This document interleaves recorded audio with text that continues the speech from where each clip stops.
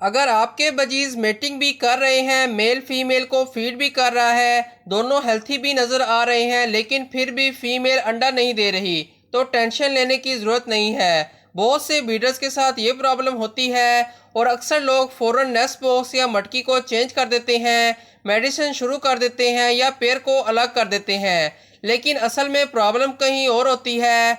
आज की वीडियो में मैं आपको 8 इंपॉर्टेंट रीज़न बताऊंगा जिनकी वजह से बजीज मेटिंग के बावजूद अंडे नहीं देते। इसलिए वीडियो को एंड तक ज़रूर देखिएगा, क्योंकि आखिरी रीज़न ऐसा है जो कि बहुत से ब्रीडर्स इग्नोर कर देते हैं। तो टाइम को वेस्ट किए बिना शुरू करते हैं आज की वीडियो। तो दोस्तों, बात कर लेते हैं पहले रीज़न के बारे में, जो कि है फीमेल अभी ब्रीडिंग के लिए रेडी नहीं है।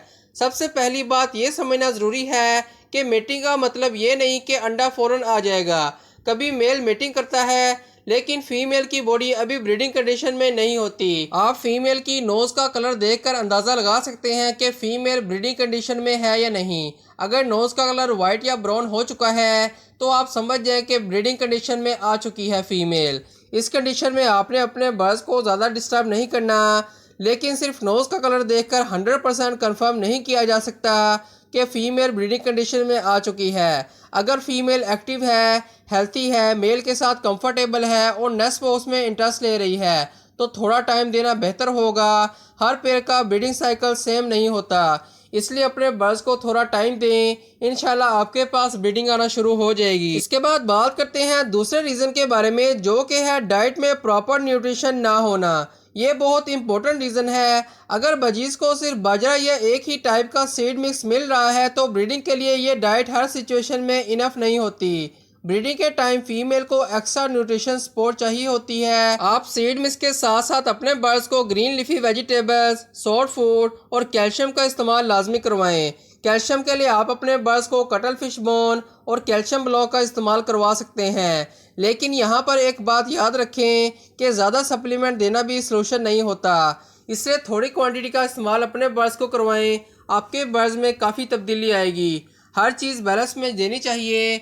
आपका गोल ये होना चाहिए कि फ़ीमेल को ओवरऑल बैलेंस डाइट मिले, ना कि सिर्फ ये कि विटामिन या एक सप्लीमेंट पर डिपेंड किया जाए। इसके अलावा सॉफ्ट फूड में आप अपने बर्ड्स को उबले हुए चावल, उबली हुई गंदम, उबली हुई छल्ली और मिक्स दालों का इस्तेमाल करवा सकते हैं। इसके बाद बात करते हैं तीसरे रीज़न के बारे में, जो कि है कैल्शियम की कमी।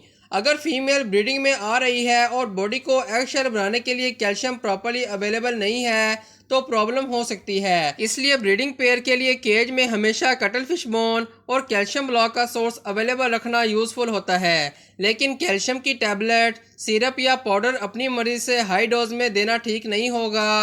अक्सर ब्रीडर सोचते हैं कि ज़्यादा कैल्शियम देंगे तो ज़्यादा अंडे आएंगे, लेकिन ऐसा नहीं है। कैल्शियम का काम अंडा बनवाना नहीं बल्कि बॉडी की न्यूट्रिशन रिक्वायरमेंट को सपोर्ट करना है, इसलिए बैलेंस डाइट सबसे इम्पोर्टेंट है। आप अपने बर्ड्स को मुनासिब मिकदार में कैल्शियम का इस्तेमाल करवा सकते हैं, आपके पास बहुत अच्छा रिजल्ट आएगा। इसके बाद बात करते हैं चौथे रीज़न के बारे में, जो कि है पेयर का एक्चुअली कंपैटिबल ना होना।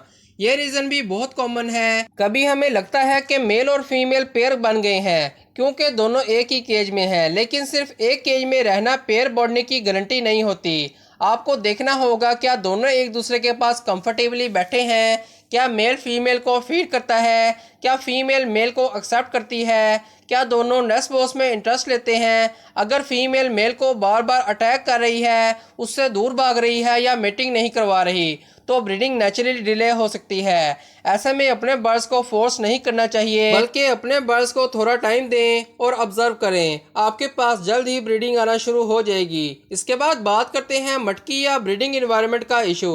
कभी बर्ड्स हेल्थी होते हैं, डाइट भी ठीक होती है, पेयर बॉन्डेड भी होता है, लेकिन एनवायरनमेंट उनको कंफर्टेबल नहीं लगता।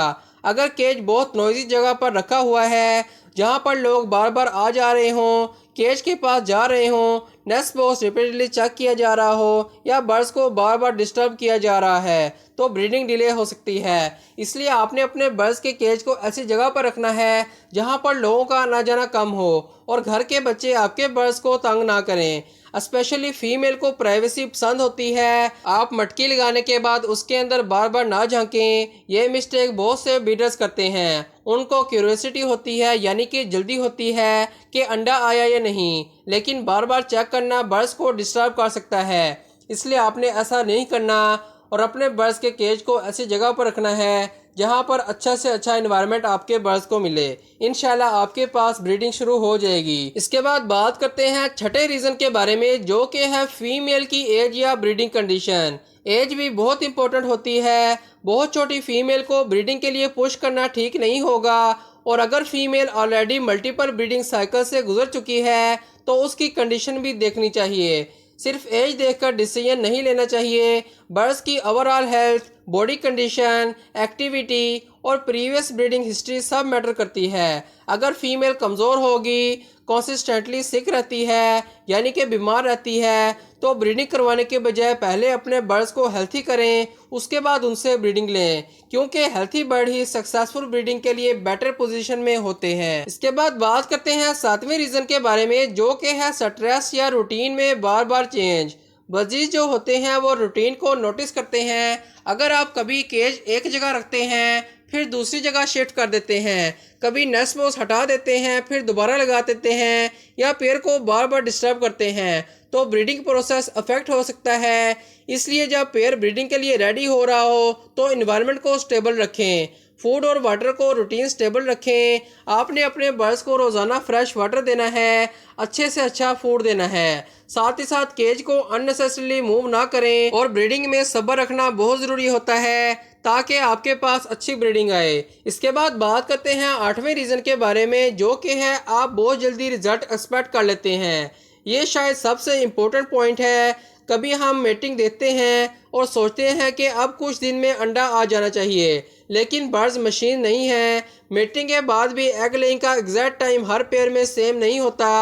अगर पेयर हेल्थी है, बॉन्डेड है, मेटिंग हो रही है, फीमेल नेस्ट बॉक्स यूज़ कर रही है और कोई आपके बर्ड्स को बीमारी नहीं है, तो कुछ टाइम अपने बर्ड्स को ऑब्जर्व करें।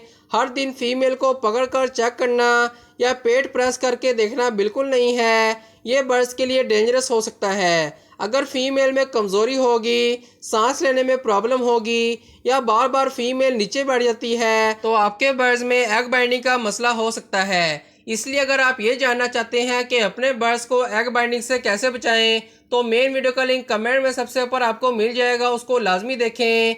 इसके अलावा अगर आप ये जानना चाहते हैं कि बजीज़ को जल्दी ब्रीडिंग पर कैसे लाएं, तो लेफ्ट वाली वीडियो को क्लिक कर लें। मिलते हैं नेक्स्ट वीडियो में, तब तक अपने बर्ड्स का ख्याल रखिएगा। अल्लाह हाफिज़।